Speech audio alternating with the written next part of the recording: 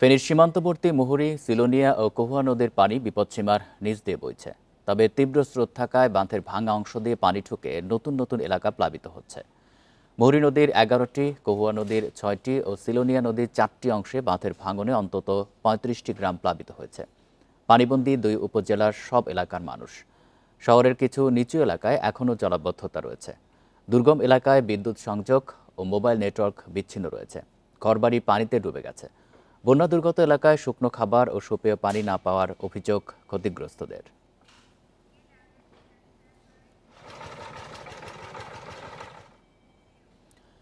ফেনীর পরিস্থিতি নিয়ে জানাতে এবার যুক্ত হচ্ছেন সহকর্মী সমীর উদ্দিন। সমীর, পানিবন্দী এলাকাগুলো থেকে দুর্গত মানুষকে উদ্ধারের কোনো উদ্যোগ কি নেওয়া হয়েছে কিনা, আর ত্রাণ কি তারা ঠিকমতো পাচ্ছেন?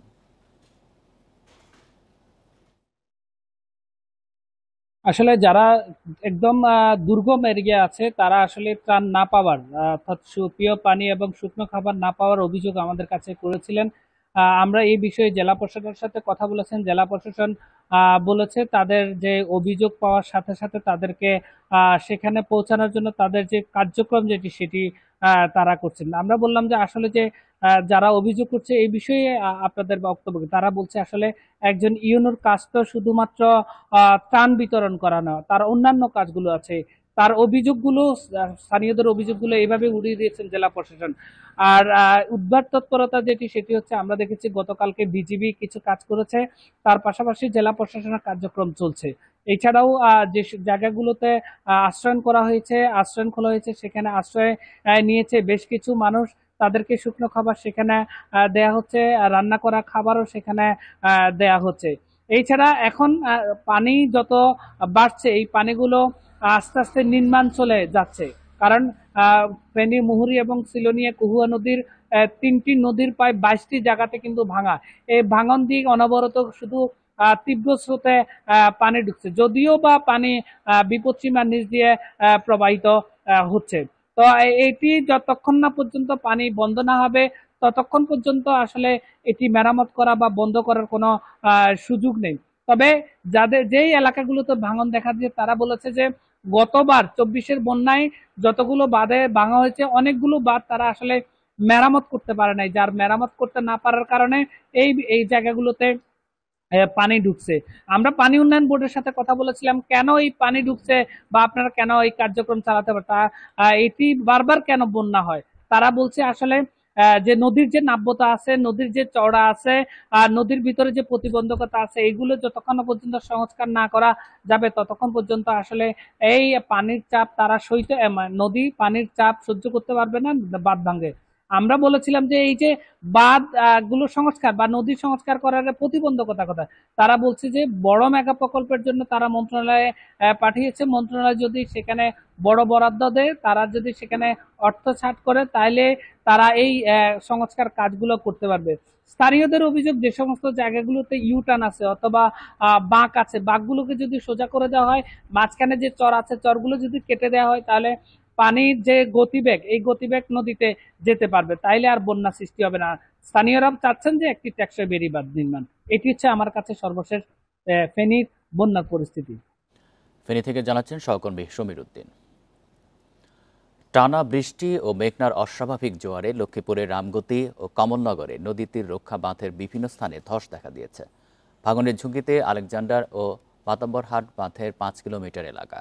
হুমকির মুখে নদী পারের 7 লাখ মানুষ। সময়মতো বাঁধের কাজ শেষ না হওয়ার অভিযোগ স্থানীয়দের। আর নিম্নমানের সামগ্রী দিয়ে কাজ করায় টেকসই হচ্ছে না বাঁধ।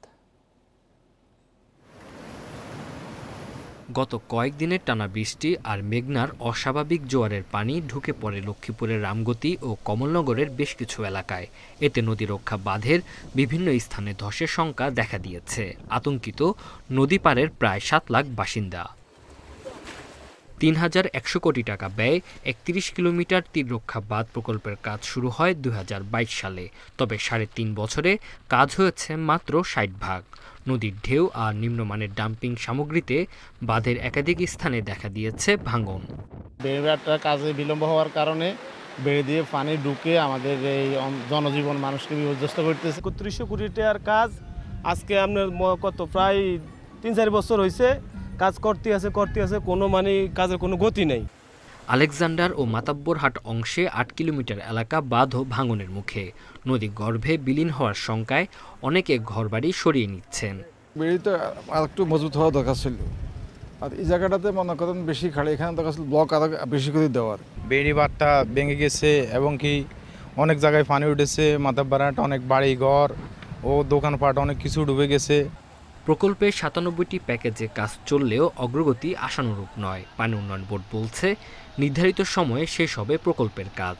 ভাঙন রোধে জরুরি ভিত্তিতে জিও ব্যাগ ডাম্পিং করা চলছে। তাৎক্ষণিক ব্যবস্থা বলতে কিছু কিছু জায়গায় ডিপ্রেশন হয়েছে। আপনারা যে জেনেছেন কয়েকদিন আগে যে আমাদের যে মানে অতি বৃষ্টি এবং ইসের কারণে যে জলোচ্ছ্বাসটা হলো, আমরা সেসব জায়গায় দ্রুতই ব্যবস্থা নেব এবং মেরামত আমরা করে ফেলব। ২০২৫ সালের ডিসেম্বরে বাঁধ নির্মাণের প্রকল্পের মেয়াদ শেষ হবার কথা রয়েছে। Independent news. টানা ও ভারী বর্ষণে জলাবদ্ধতার কবলে পড়ে ভোগান্তি পোহাচ্ছেন কয়েকটি জেলার মানুষ। এ নিয়ে জানাতে লক্ষ্মীপুর ও নোয়াখালী থেকে যুক্ত হচ্ছেন সহকর্মীরা। শুরুতেই লক্ষ্মীপুর থেকে জানাবেন সহকর্মী আব্বাস হোসেন। আব্বাস, লক্ষ্মীপুরের যে বাঁধটিতে ভাঙন দেখা দিয়েছে সেটি মেরামতের কোনো উদ্যোগ কি নেওয়া হয়েছে, আর ঝুঁকিপূর্ণ এলাকা থেকে লোকজনকে সরিয়ে নিতে কি পদক্ষেপ নেওয়া হয়েছে জানাবেন।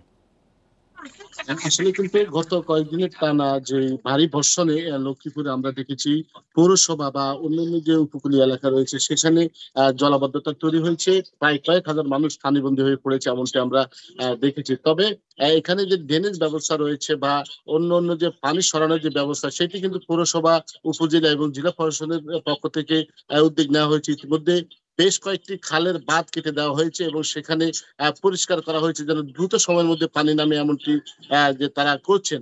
তবে এখন যদিও বৃষ্টি হচ্ছে না, কিন্তু আমরা সকাল পর্যন্ত দেখেছি গুঁড়ি গুঁড়ি বৃষ্টি হচ্ছে, মাঝারি বা হালকা বৃষ্টি হচ্ছে। এই বৃষ্টি অব্যাহত থাকার কারণে মূলত পানি বাড়ছে। এর বাইরে কিন্তু আমরা লক্ষ্মীপুরের যে কমলনগর উপজেলা রয়েছে, যেখানে মাতাবরহাট যে বেড়ি বাঁধ রয়েছে, সেখানে কিন্তু নদীর প্রচন্ড ঢেউ এবং যে টানা বৃষ্টির কারণে সেই বেড়ি বাঁধ কিন্তু হুমকির মুখে রয়েছে। অর্থাৎ সেখানে কয়েকটি বাঁধের আমরা দেখেছি যে বাঁধের আশপাশে দিয়ে লোকালয়ে পানি ঢুকছে। একই অবস্থা দেখেছি যে রামগতির যে আলেকজান্ডার যে বেড়ি বাঁধ রয়েছে সেখানেও কয়েকটি স্থানে কিন্তু ধস দেখা দিয়েছে। অর্থাৎ পানি উন্নয়ন বোর্ডের যে নির্বাহী প্রকৌশলী রয়েছেন তিনি বলছেন ইতিমধ্যে তারা যেসব স্থানে যে ধস দেখা দিয়েছে বা ভাঙনের শিকার হয়েছে সেখানে তারা জরুরি ভিত্তিতে জিও ব্যাগ ফেলে তারা ডাম্পিং করছেন। এই ডাম্পিং করার মাধ্যমে তারা মূলত যে দ্রুত সময়ের মধ্যে যে ভেড়ি বাঁধ সেটি রক্ষা করার কাজ করছেন। এর বাইরেও কিন্তু এখানকার যে স্থানীয় এলাকাবাসী রয়েছে, নদী পাড়ের যে বাসিন্দারা রয়েছে তারা কিন্তু আতঙ্কিত রয়েছেন। অনেকেই যে বাঁধের পাশ থেকে তারা অন্যত্র সরিয়ে যাচ্ছেন এমনটি কিন্তু আমরা দেখেছি। এখানকার এলাকাবাসীর অভিযোগ যে ৩,১০০ কোটি টাকার যে প্রকল্পটি ইতিমধ্যে তীররক্ষা বাঁধের প্রকল্প চলছে ৩১ কিলোমিটার, এটি যদি দ্রুত সময়ের মধ্যে শেষ না করা হয় তাহলে আসলে কাজের কাজ কিচ্ছু হবে না এমনটি বলছেন। তবে ডিসেম্বর নাগাদ সেটি শেষ হওয়ার কথা, কিন্তু এখন পর্যন্ত যে পানি উন্নয়ন বোর্ডের পক্ষ থেকে যেটি জানানো হয়েছে ৬০ ভাগ কাজ হয়েছে, বাকি ৪০ ভাগ কাজ এখনো বাকি রয়েছে। কিন্তু যে অগ্রগতি দেখার কথা নদী পাড়ের বাসিন্দাদের সেটি কিন্তু এখন পর্যন্ত দেখা যাচ্ছে না। তবে আস্তে আস্তে কিন্তু যেসব জায়গায় যে রামগতি, কমলনগর বা সদর, রায়পুরে যে রামগঞ্জ যেসব জায়গায় কিন্তু পানি জমেছে, জলাবদ্ধতার সৃষ্টি হয়েছে সেখানে কিন্তু পানি সরছে এবং জলাবদ্ধতা যদিও পানি কমছে কিন্তু দুর্ভোগ কিন্তু এখন পর্যন্ত কমেনি এমনটি আমরা দেখেছি। বস, আপনি থাকবেন আমাদের সাথে। আমরা এবার নোয়াখালী পরিস্থিতি জানবো। সেখান থেকে যুক্ত হয়েছেন সহকর্মী আবু নাসের। নাসের, নোয়াখালীর কি পরিস্থিতি? বৃষ্টির কারণে কতগুলি এলাকা জলাবদ্ধ হয়ে পড়েছে, সেখানকার পরিস্থিতি জানাবেন। হ্যালো, মূলত নোয়াখালীতে বৃষ্টির কারণে কতগুলি এলাকা জলাবদ্ধ হয়ে পড়েছে, সেখানকার পরিস্থিতি কি? একটি দীর্ঘদিনের সমস্যা নোয়াখালীতে। আমি যদি একটু দেখাই, এখন জেলা প্রশাসকের কার্যালয়ের সামনে এখানেও অথই পানি। এই সমস্যা মূলত গত ৫০ বছরের নোয়াখালীতে এই বৃষ্টি হলেই জলাবদ্ধতা তৈরি হয়। পথঘাট, সরকারি বেসরকারি অফিস আদালত সব কিছু পানির নিচে তলিয়ে যায় এবং এখানে বিশেষ করে আবাসিক এলাকা থেকে শুরু করে যত সরকারি বেসরকারি অফিস আদালত রয়েছে, ব্যবসা প্রতিষ্ঠান, দোকানপাট রয়েছে, সব কিছু পানির নিচে তলিয়ে যায়। এবং এর মূল কারণ বলছে স্থানীয় বাসিন্দাগণ, নোয়াখালী পৌরসভার উপর পানি নামার যে ড্রেনগুলো রয়েছে সেই ড্রেনগুলো একটিও সচল না, এগুলো অকার্যকর হয়ে আছে। মূলত ড্রেনের পানি যেখানে নামে অর্থাৎ খালে গিয়ে পানিগুলো নামে এই খালগুলো আসলে সবগুলো দখল হয়ে আছে এবং দূষণ হয়ে আছে। বছরের পর বছর এই দখল প্রক্রিয়ার কারণে আসলে নোয়াখালী পৌরসভার পানি নিষ্কাশনের সমস্ত ব্যবস্থা একেবারে শেষ হয়ে গেছে বলে স্থানীয় বাসিন্দাদের অভিযোগ। এর কারণে প্রতি বর্ষায় একটু বৃষ্টি হলেই এখানে জলাবদ্ধতা সমস্যার সৃষ্টি হয় এবং এই কারণে পুরো শহরবাসী এক ধরনের পানিবন্দী হয়ে পড়ে। জেলা আবহাওয়া অফিস জানিয়েছে গতকাল ভোর 6টা থেকে আজ ভোর 6টা পর্যন্ত নোয়াখালীতে 126 মিলিমিটার বৃষ্টিপাত রেকর্ড করা হয়েছে। আজকে ভোর থেকে কোনো বৃষ্টি হচ্ছে না, কিন্তু তারপরও নোয়াখালী শহরে কিন্তু গত 2 দিন থেকে যেই জলাবদ্ধতা সমস্যার সৃষ্টি হয়েছে, সরকারি বেসরকারি অফিস আদালত বাসাবাড়ি থেকে শুরু করে গুরুত্বপূর্ণ সড়ক দোকানপাট সব কিছু যে পানির নিচে তলিয়ে আছে, একই অবস্থায় আছে।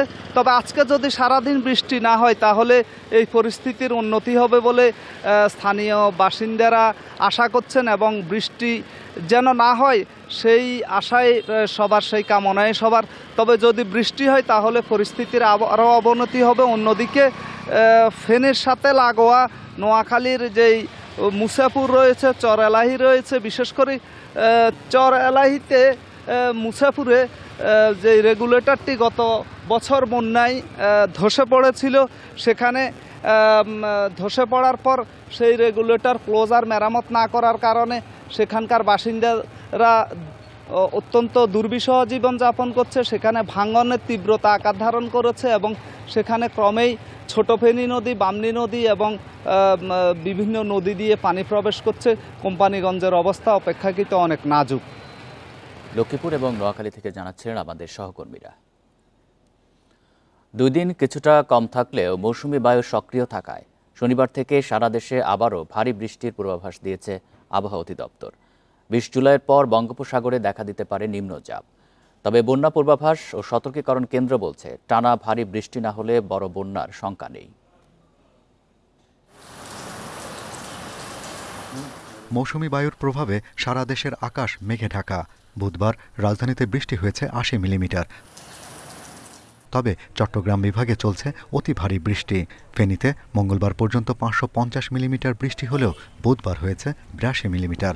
তবে বান্দরবান, নোয়াখালীতে 200 মিলিমিটারেরও বেশি বৃষ্টি হয়েছে। আবহাওয়া অফিস বলছে বৃষ্টির পরিমাণ আগামী 2 দিন কিছুটা কমতে পারে, তবে শনিবার সন্ধ্যা থেকেই সারা দেশেই বাড়বে বৃষ্টি। আগামী 19 তারিখ পর্যন্ত এইরকম লঘুচাপ সিস্টেম ঘনীভূত হয়ে যে নিম্নচাপে তৈরি হবে তার কোনো সম্ভাবনা নেই। তবে মৌসুমী বায়ুর সক্রিয়তার কারণে 12 তারিখ সন্ধ্যা থেকেই আবার পুনরায় সারা বাংলাদেশে বৃষ্টিপাতের তীব্রতা বৃদ্ধি পেতে পারে। এদিকে বন্যা পূর্বাভাস ও সতর্কীকরণ কেন্দ্র বলছে চট্টগ্রাম বিভাগের নদ নদীর পানি বাড়ছে। ফেনীর মুহুরী, সেলোনিয়া ও চট্টগ্রামের হালদার পানি শনিবার পর্যন্ত বিপদসীমার ওপরে থাকবে। ফেনী জেলাতে বন্যা পরিস্থিতি বিরাজ করছে, যেটি আগামী 24 ঘন্টা পরবর্তী সময়ে উন্নতি লাভ করতে পারে এবং একই সাথে চট্টগ্রাম বিভাগের হালদা নদী অববাহিকাতেও একই পরিস্থিতি বিরাজ করছে। আমরা আশা করছি যে পরবর্তীতে ভারী বৃষ্টিপাত প্রবণতা কমে আসলে এখানে বন্যা ঝুঁকি কম। বন্যা পূর্বাভাস কেন্দ্র আরও বলছে পদ্মা ও মেঘনার পানি কয়েকদিন বাড়তে পারে। তবে এই সময়ে উজানের বৃষ্টির সম্ভাবনা নেই, তাই এই মুহূর্তে দেশে বড় বন্যার প্রকোপ খুব বেশি নেই। Shahriar Anirban, independent news, Dhaka. মানবতা বিরোধী অপরাধের মামলায় শেখ হাসিনা সহ 3 আসামির বিরুদ্ধে ট্রাইব্যুনালে অভিযোগ গঠনের আদেশ আজ। এর আগে গত সোমবার বিচারপতি মোহাম্মদ গোলাম মর্তুজা মজুমদারের নেতৃত্বে গঠিত 3 সদস্যের আন্তর্জাতিক অপরাধ ট্রাইব্যুনাল 1 এই দিন ঠিক করেন। সেদিন শেখ হাসিনা ও সাবেক স্বরাষ্ট্রমন্ত্রী আসাদুজ্জামান খান কামালের পক্ষে রাষ্ট্রনিযুক্ত আইনজীবী শুনানি করেন। এছাড়া এই মামলায় গ্রেপ্তার একমাত্র আসামি সাবেক পুলিশ মহাপরিদর্শক চৌধুরী আবদুল্লাহ মামুনকে ট্রাইব্যুনালে হাজির করা হয়। এর আগে গত 1 জুলাই শেখ হাসিনা সহ 3 জনের বিচার শুরুর আবেদন করে প্রসিকিউশন। গত 12 মে মানবতা বিরোধী অপরাধের মামলায় শেখ হাসিনা সহ 3 জনের বিরুদ্ধে প্রসিকিউশনের রিপোর্ট দাখিল করে ট্রাইব্যুনালের তদন্ত সংস্থা। একজন শেখ হাসিনা সহ 3 জনের বিরুদ্ধে আনুষ্ঠানিক অভিযোগ আমলে নেয় ট্রাইব্যুনাল। 2024 সালের 18 জুলাই পর্যন্ত সারা দেশে 1.5 সহস্রাধিক মানুষকে হত্যা। এ নিয়ে আরও জানাতে বার্তা কক্ষ থেকে যোগ দিচ্ছেন সহকর্মী বনি ইবনে কামাল। বনি, শেখ হাসিনা সহ 3 আসামির বিরুদ্ধে তো অভিযোগ গঠনের আদেশ আজ, এই বিষয়ে বিস্তারিত কি তথ্য আপনার কাছে রয়েছে আর শুনানি কখন শুরু হবে? দেখুন, এই যে গণহত্যা যেটির কথা বলা হচ্ছে, অর্থাৎ গত বছরের জুলাই আন্দোলনের সময় যে গণহত্যা চালানো হয়েছে, সেটার প্রেক্ষিতে আমরা কিন্তু দেখতে পেয়েছি সাবেক প্রধানমন্ত্রী শেখ হাসিনার বিরুদ্ধে প্রায় 350-রও বেশি মামলা হয়েছে পুরো দেশ জুড়ে, এবং এর মধ্যে প্রায় ঢাকাতেই এই মামলার সংখ্যা 270-এর বেশি, এবং প্রত্যেকটি কিন্তু হত্যা মামলা। এই সব কিছুর যে বিবেচনায়, সেই বিবেচনায় শেখ হাসিনার যেই নির্দেশনাগুলো ছিল, অর্থাৎ লেথাল উইপেন বা মারণাস্ত্র ব্যবহারের যে নির্দেশনা ছিল, সেই নির্দেশনার প্রমাণও কিন্তু এরই মধ্যে পেয়েছে প্রসিকিউশন, এবং সেই সব তথ্য উপাত্ত একত্রিত করে তারা কিন্তু গত সোমবার তারা আসলে প্রসিকিউশন আবেদন জানায় আন্তর্জাতিক অপরাধ ট্রাইব্যুনাল 1-এ এই অভিযোগ গঠন করার জন্য, এবং সেই প্রেক্ষিতে আজকে এই অভিযোগ গঠনের দিন ধার্য করে আদালত। এবং আমি যদি আপনাকে একটু ট্রাইব্যুনালের পুরো যে অবস্থা সেটা একটু জানাতে চাই, আমরা কিন্তু দেখেছি যে এখন পর্যন্ত যারা আসামি তাদেরকে ওঠানো হয়েছে, তাদের বিভিন্ন সময় কথা শোনা হয়েছে, প্রসিকিউশনের কথা শোনা হয়েছে, এবং আসামিদের পক্ষে এরই মধ্যে কিন্তু রাষ্ট্র কর্তৃক যে আইনজীবী সেটিও নিয়োগ দেওয়া হয়েছে। আজকে যখন এই অভিযোগ গঠন হবে, এরপর থেকে আনুষ্ঠানিক যে বিচার কার্যক্রম, সেই বিচার কার্যক্রম কিন্তু শুরু হবে। অর্থাৎ এই যে মামলাগুলো রয়েছে, অর্থাৎ গণহত্যার যে মামলা, সেই মামলায় তারা আসামিদের আজকের যে অভিযোগ গঠন হতে যাচ্ছে, এই অভিযোগে 3 জনকে আসামি করা হয়েছে। শেখ হাসিনার সাবেক স্বরাষ্ট্রমন্ত্রী আসাদুজ্জামান খান কামাল এবং সাবেক আইজিপি আব্দুল্লাহ আল মামুন, এই 3 জনকে, অর্থাৎ এই 3 জনের আনুষ্ঠানিক বিচার কিন্তু শুরু হবে আজকের পর থেকে। এবং তাদের বিরুদ্ধে যে অভিযোগগুলো রয়েছে সেগুলোর প্রেক্ষিতে যে সাক্ষ্য প্রমাণ রয়েছে, সেই সাক্ষ্য গ্রহণটা হবে, সেই প্রমাণগুলো আদালতে উপস্থাপন করা হয়, এবং তাদের জন্য, অর্থাৎ আসামিদের জন্য রাষ্ট্রপক্ষ থেকে যে আইনজীবী নিয়োগ দেওয়া হয়েছে, তিনিও তাদের পক্ষে তার যে যুক্তিতর্ক সেগুলি তুলে ধরবেন। মূল যে বিচার প্রক্রিয়া, সেই বিচার প্রক্রিয়াই শুরু হতে যাচ্ছে আজকের এই অভিযোগ গঠনের মাধ্যমে। বার্তা কক্ষ থেকে জানাচ্ছেন সহকর্মী বনিবনে কামাল।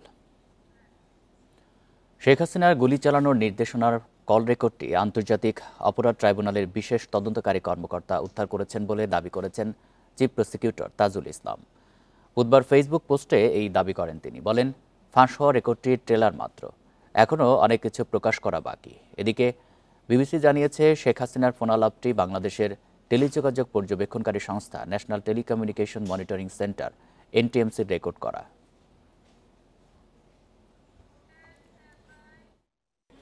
ডিসেম্বরের মধ্যে নির্বাচনের সব প্রস্তুতি শেষ করতে বলেছেন প্রধান উপদেষ্টা অধ্যাপক মোহাম্মদ ইউনূস। সংস্কারসহ সব প্রস্তুতি শেষ করা গেলে রোজার আগেই ভোট হবে। বুধবার রাতে রাজধানীর ফরেন সার্ভিস একাডেমিতে এক সংবাদ সম্মেলনে প্রেস সচিব শফিকুল আলম এসব কথা জানান। নির্বাচনের প্রস্তুতি নিতে আইনশৃঙ্খলা বাহিনীকেও দেওয়া হয়েছে বিশেষ নির্দেশনা। লন্ডনে প্রধান উপদেষ্টার সঙ্গে বিএনপির ভারপ্রাপ্ত চেয়ারম্যানের বৈঠকের পর থেকেই রমজানের আগে নির্বাচন নিয়ে আলোচনা। স্বরাষ্ট্র উপদেষ্টার সঙ্গে প্রধান উপদেষ্টার বৈঠক থেকে সেই প্রস্তুতিরই ইঙ্গিত মিলছে। বুধবার প্রধান উপদেষ্টার বাসভবনে এ বৈঠক হয়। পরে ফরেন সার্ভিস একাডেমিতে ব্রিফিং করে প্রেস উইং। প্রেস সচিব জানান, ডিসেম্বরের মধ্যে সব প্রস্তুতি শেষের নির্দেশ দিয়েছেন অধ্যাপক ইউনূস। সংস্কার সহ সবকিছু ঠিক থাকলে রমজানের আগেই হতে পারে ভোট। আইন শৃঙ্খলা বিষয়ক যত প্রস্তুতি নির্বাচনকে ঘিরে, সব প্রস্তুতি উনি নিতে বলেছেন বাই ডিসেম্বর। এই ডিসেম্বরের মধ্যে সমস্ত প্রস্তুতি শেষ করতে বলেছেন। ভোটের দায়িত্ব পালনে আইনশৃঙ্খলা বাহিনীর 8 লাখ সদস্যকে প্রশিক্ষণের ব্যবস্থা নেওয়া হচ্ছে। এর মধ্যে 5 লাখ থাকবে আনসার সদস্য, পুলিশ থাকবে 1,41,000 এবং প্রায় 2 লক্ষ পর্যবেক্ষককে অনুমতি দেবে ইসি। এছাড়া 18 থেকে 33 বছরের ভোটারদের সুষ্ঠু পরিবেশে নির্বাচনের অভিজ্ঞতা দিতে আলাদা বুথের বিষয়ে ভেবে দেখতে বলেছেন প্রধান উপদেষ্টা। 18 থেকে 33 বছর বয়সীদের যাতে পৃথক একটা ভোটার তালিকা করা যায় সেটা একটু খতিয়ে দেখার জন্য বলেছেন, এবং তাদের জন্য যাতে আলাদা ভোটিং বুথ রাখা হয় নির্বাচনী কেন্দ্রগুলোকে, সেটার জন্য উনি দেখেছেন। এটা অবশ্যই লজিস্টিক্যাল একটা বিষয়, সেটা যাতে তারা খতিয়ে দেখেন এটা কিভাবে ইনশিওর করা যায়। এদিকে প্রায় 16,000 কেন্দ্রকে ঝুঁকিপূর্ণ হিসেবে চিহ্নিত করা হয়েছে। জুডিশিয়াল ম্যাজিস্ট্রেটের পাশাপাশি সব কেন্দ্রে থাকবে সিসি ক্যামেরার নজরদারি। পুলিশের বডি ক্যাম রাখার জন্য এবং প্রত্যেকটা কেন্দ্র যাতে সিসিটিভির আওতায় আসে সেটা একটা নির্দেশনা দেওয়া হয়েছে। Rifat Alam, independent news, Dhaka. ভোটের প্রতীকের তালিকায় থাকছে না শাপলা, নীতিগত সিদ্ধান্ত নিয়েছে নির্বাচন কমিশন। বুধবার নির্বাচন কমিশনার আব্দুর রহমানের মাসুদ একথা জানান। নাগরিক ঐক্য দলীয় প্রতীক হিসেবে কেটলির পরিবর্তে শাপলা দাবি করেছে, আর জাতীয় নাগরিক পার্টি নিবন্ধনের আবেদনের সঙ্গেই শাপলা প্রতীক চেয়েছে। জাতীয় প্রতীকে শাপলা থাকায় কোনো দলের প্রতীক হিসেবে বরাদ্দ না দেওয়ার সিদ্ধান্ত ইসির। ত্রয়োদশ সংসদ নির্বাচনকে সামনে রেখে আগের ৬৯টি থেকে বাড়িয়ে অন্তত ১১৫টি প্রতীক দল ও স্বতন্ত্র প্রার্থীর জন্য বরাদ্দ করার কথা ভাবছে নির্বাচন কমিশন। ইসি আসলে কোন প্রেক্ষিতে বা কোন ব্যাখ্যাতে এটা বললেন এটা আমাদের কাছে পরিষ্কার না এখনো, কারণ জাতীয় প্রতীকের যে বিষয়টা সেটা আমরা সিএসির সাথে কথা বলেছি যে জাতীয় প্রতীক কেবল শাপলা না, সেটা এটা প্যাকেজ। ধানের শীষ রয়েছে, তারকা রয়েছে, এবং ধানের শীষ তারকা আরও 2টি দলের মার্কা রয়েছে, সো শাপলা কেন হইতে পারবে না। আমরা প্রথম থেকে বলে আসছি যে ইলেকশন কমিশন নিরপেক্ষ আচরণ করছে না। বাংলাদেশের ভবিষ্যৎ রূপরেখা তৈরি হবে জুলাই ঘোষণাপত্রের আলোকে। নতুন বাংলাদেশ করতে সবাইকে তরুণ নেতৃত্বের পাশে থাকার আহ্বান জানিয়েছেন এনসিপির আহ্বায়ক নাহিদ ইসলাম। বুধবার দুপুরে চুয়াডাঙ্গার শহীদ হাসান চত্বরে জুলাই পদযাত্রার পথসভাতে তিনি এসব কথা বলেন। নাহিদ ইসলাম আরও বলেন, ১৯৭১ সালের স্বাধীনতার ঘোষণাপত্র অনুযায়ী বাংলাদেশ আজও বিনির্মাণ হয়নি। ৫৪ বছরেও সেই স্বপ্ন বাস্তবায়িত না হওয়ায় বাংলাদেশের ভবিষ্যৎ জুলাইয়ের ঘোষণাপত্রের আলোকে তৈরি হবে। এ সময় তিনি আরও বলেন, গণহত্যাকারী শেখ হাসিনাকে আশ্রয় দেওয়া ভারত কখনোই মিত্র হতে পারে না। পরে চুয়াডাঙ্গা থেকে পদযাত্রাটি যায় ঝিনাইদহে। সেখানে পথসভা সহ বিভিন্ন কর্মসূচি পালন করে দলটি।